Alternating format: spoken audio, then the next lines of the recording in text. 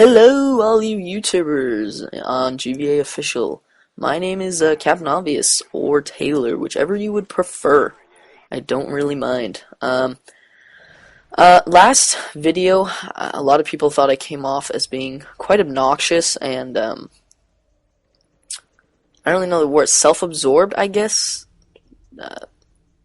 I'm really blanking on the word right now, but I really did not mean to come off that way, you guys.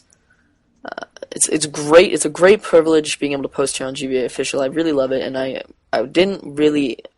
wasn't trying to get you guys mad at me at all. I wanted to just make a good impression, and I guess a lot of you took that the wrong way. You guys seem to think that I didn't really care about you guys, and I don't really know what you guys think, but I apologize for that in every way I can possibly apologize. I apologize. I don't really know what else to say. Anyways, I'm coming here today with a domination on, I don't even know what this is. What is this? Crisis. There we go. I've been playing so much of the First Strike map pack. And I'm using the AK-74U, which a lot of you hate, but that's okay. Play the game how you like it. I know lots of commentators have said that before me. But I am not actually using the newbie, if you could call that, attachment on the 74U, which is rapid fire. A lot of people seem to think that rapid fire on the AK-74U is not a good combo. And I don't know about you guys, but it's pretty awesome. But in this game was before I knew about rapid fire, and so as a result I was using dual mags, which worked out great for me. Gameplay was from a long ass time ago, and I just decided to upload it for you guys. Alright, so I didn't really want to talk about the gameplay today. I wanted to talk more about a story of my life. I know lots of people talk about stories of their lives in commentaries, and people seem to like them. So hopefully, since I came off as obnoxious last time, I can come off as maybe a nicer, more average person this time. I don't know.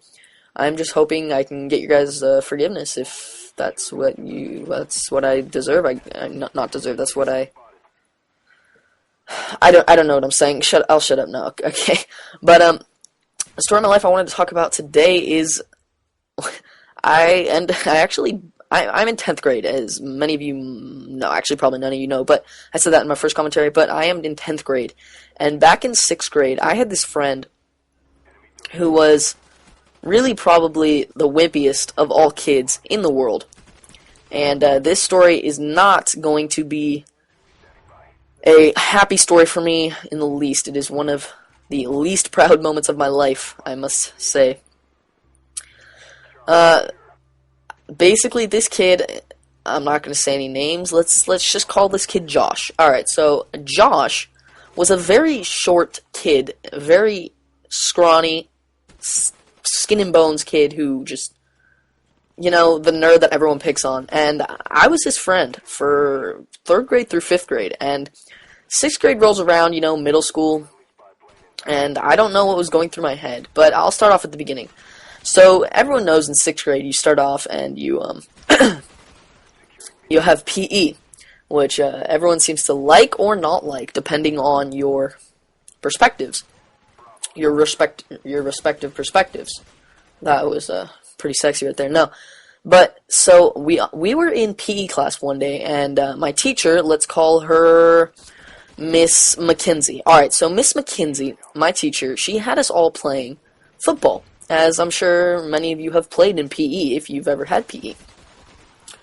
If you've homeschooled, I don't really know what you do for PE class, so yeah.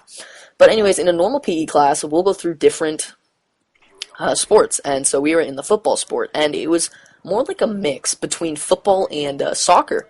So it was like you got the ball, you got the football, but you couldn't run with it. You had to toss it off to someone, and then they would toss it off to someone else, and then once you didn't have the ball, you could go running. So Josh and I, she told us all to not pair up, but get in teams, and so Josh and I ended up on the same team. And so, being the short kid that he was, I ended up being on his team, and because we were good friends. So I think I get shot down right here quite fast. That's okay. So he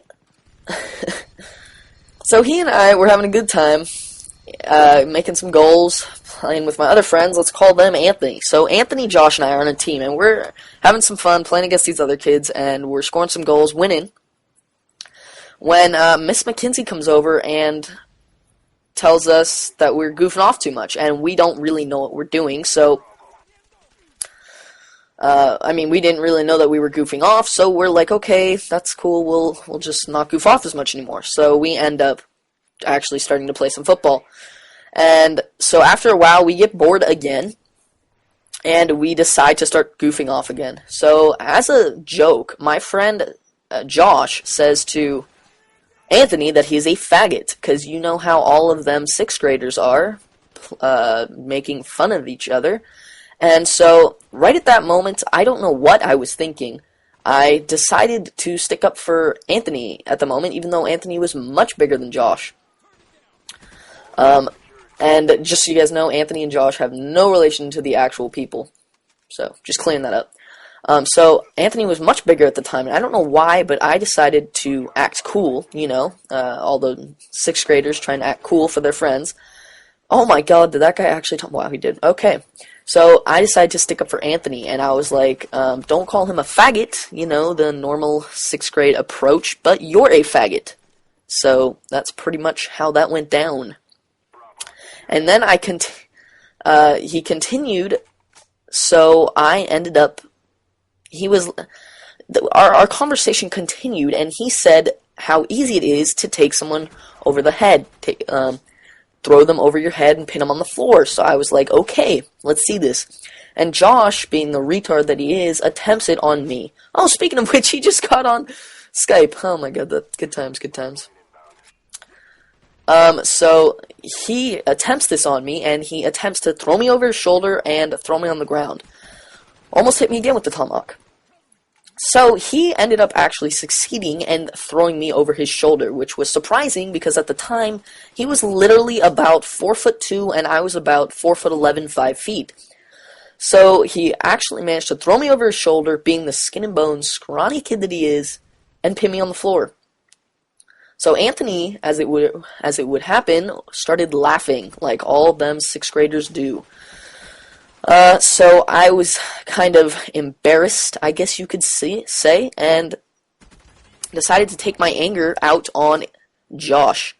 I ended up turning him onto the floor and kicked him in the head.